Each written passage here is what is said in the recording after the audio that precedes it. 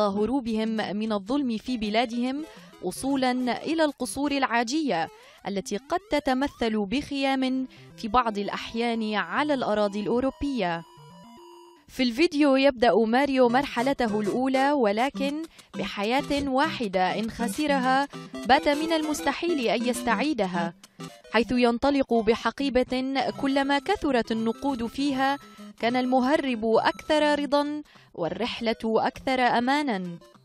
من شواطئ تركيا وإلى اليونان البداية، ليصل إلى المجر حيث المتاعب الحقيقية.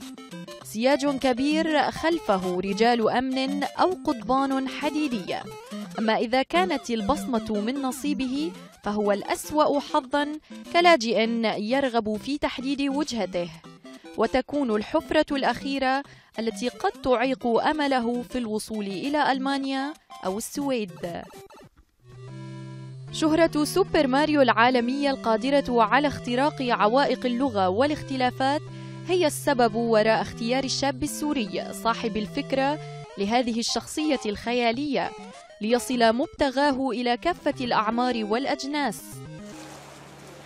الشاب هو سمير المفتي، وهو اسم مستعار، فقد قبل 5 سنوات أحد أصدقائه بعدما ابتلعه المتوسط، ثم بدأت الأرقام تكبر وتكبر، ما دفع به إلى اللجوء لهذا الفيديو ليكون بمثابة المضحك المبكي في يومنا هذا.